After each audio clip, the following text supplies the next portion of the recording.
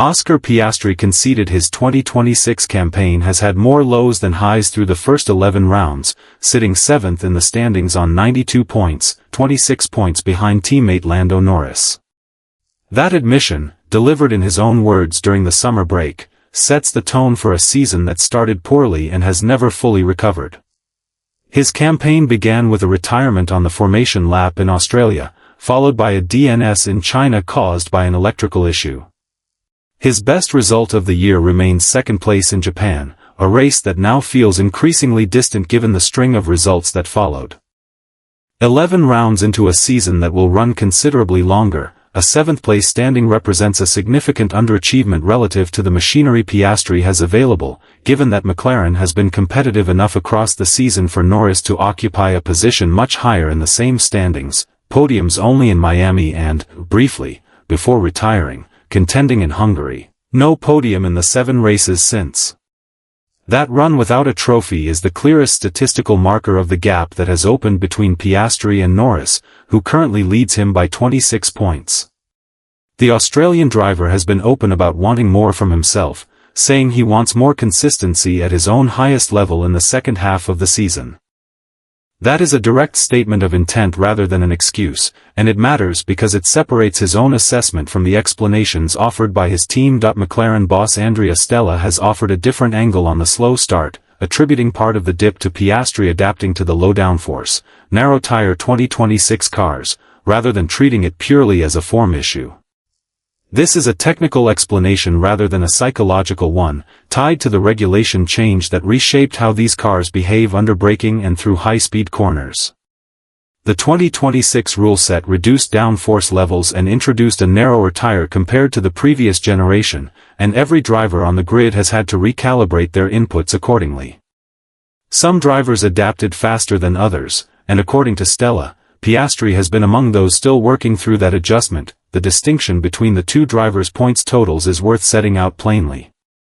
Norris currently sits ahead of Piastri by 26 points, a margin built up gradually across 11 rounds rather than through any single dominant weekend. Piastri's 7th place in the standings puts him behind several drivers who, at the start of the season, were not expected to finish ahead of a McLaren car given the competitiveness the team has shown at the constructors' level. That gap between the team's overall competitiveness and one driver's individual points total is central to why this story has drawn attention during the summer break. Even so, the balance point for understanding this story has to hold both truths at once. The car and reliability factors that shaped the opening rounds were real, from the Australian retirement to the Chinese DNS. But Piastri himself has not used those factors as a shield. He has been direct in admitting that part of the shortfall in results sits with his own performance, not solely with the car underneath him. That combination, a driver acknowledging personal responsibility while his team points to a genuine technical adaptation curve, is what makes the mid-season picture at McLaren more nuanced than a simple slump. The second half of the calendar now becomes the proving ground for whether that adaptation curve has run its course, and whether Piastri can close the 26-point gap to his teammate before the season ends. Turning to Red Bull, the picture is less about a single driver and more about a car that the team's own leadership has been willing to describe honestly. Red Bull's own leadership has acknowledged the RB22 remains limited, narrow operating window, balance inconsistencies, weight issues, power unit reliability concerns. That list, coming directly from within the team rather than from outside critics, is a significant admission about where the car currently stands relative to the frontrunners. A narrow operating window means the car is difficult to set up correctly across different track types and conditions, which in turn produces the balance inconsistencies that have shown up across the first half of the season. Each of the 4 issues named by the team's leadership touches a different part of the car, from aerodynamic setup range to physical mass to the power unit itself, indicating that the limitations are spread across multiple departments rather than concentrated in a single area that could be resolved with one isolated fix. There has been at least one piece of progress to report.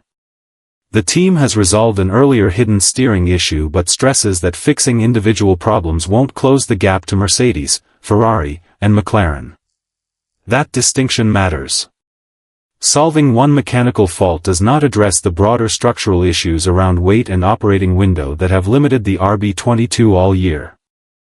Weight has been a specific point of concern, since carrying additional mass across a car built for a low downforce regulation set compounds the balance problems the team has already acknowledged, making the car harder to place consistently through corners where rivals are able to extract more from a lighter package. As for what comes next, there is no confirmed number of remaining 2026 upgrades, but a development plan runs to season's end, meaning Red Bull has not abandoned this year's car in favor of a total focus on 2027, even as the gap to the top three constructors persists. Power unit reliability remains a separate concern from the chassis issues, and the team has not indicated that this element of the RB22 package has been fully resolved alongside the steering fix, leaving it as an ongoing item on the development list heading into the second half of the calendar. On the driver market side of the Red Bull story, there is little fresh to report this cycle. Max Verstappen's Red Bull exit clause and October decision deadline remain the story to track, but the summer break has produced no new developments. This is best understood as a quiet period before Zandvoort rather than a sign that the situation has been resolved or gone away. The exit clause and the deadline attached to it continue to sit in the background of every Red Bull conversation this season, and they will almost certainly resurface once the paddock reconvenes. Given the limitations already acknowledged in the RB22, the performance of the car through the remainder of the season is likely to remain part of the broader context surrounding that October decision, even without any new statements from either side during the break itself. Shifting to Ferrari, the first half of 2026 has produced an unusual and specific kind of underperformance. Ferrari has openly admitted underperforming at tracks where it was favored, Hungary, Monaco, while overperforming elsewhere, an inversion of the usual pattern. Normally a team's results track fairly closely with where its car is expected to be strong, but Ferrari's season has run in reverse of that logic, with disappointing outcomes precisely at the circuits where its car characteristics should have suited it best, and stronger than expected results at venues considered less favorable. The scale of what has been left on the table is significant. With 4 wins realistically on the table given raw pace, Ferrari should be closer in both championships than it currently is. That is a statement about potential rather than results, and it reflects the gap between the car's underlying competitiveness and what has actually been converted into points and victories. Hungary and Monaco are both circuits that traditionally reward strong low-speed traction and mechanical grip, areas where Ferrari's car was expected to hold an advantage over the field this year, which is precisely why the underperformance at those two venues stands out against the team's stronger results at circuits considered less suited to its characteristics. Part of the response to that gap has already arrived. A first, smaller engine-focused update already helped mid-season results, giving an early indication that Ferrari's technical department has identified at least part of the shortfall and begun addressing it incrementally rather than waiting for one large package. That incremental approach reflects a broader pattern across the grid this season, where teams operating under a new set of regulations have generally preferred smaller, verifiable steps over large packages that carry more risk if the simulation tools do not translate correctly to the track. A bigger step is still to come. A bigger performance package expected around Monza, timed to the team's home race, is expected to be the next major marker in Ferrari's season. Racing at Monza carries obvious symbolic weight for the Italian team, and timing a substantial upgrade to coincide with that race fits a pattern of teams using their home events as a platform for significant technical steps. The specific upgrade area is understood to be engine and power unit related, consistent with Ferrari's own stated second-half plans, though that detail, along with the exact Monza timing, is worth reconfirming against the team's latest statements closer to the race weekend, since these specifics can shift as development work progresses. If the package arrives as currently planned, it would give Ferrari 2 data points within the same season, the smaller engine-focused update already delivered mid-year and the larger package timed for Monza, from which to judge whether the team's second-half trajectory is converting its raw pace into the results its car has been capable of producing since the start of the year. At Cadillac, the biggest story of the week has nothing to do with car performance and everything to do with leadership.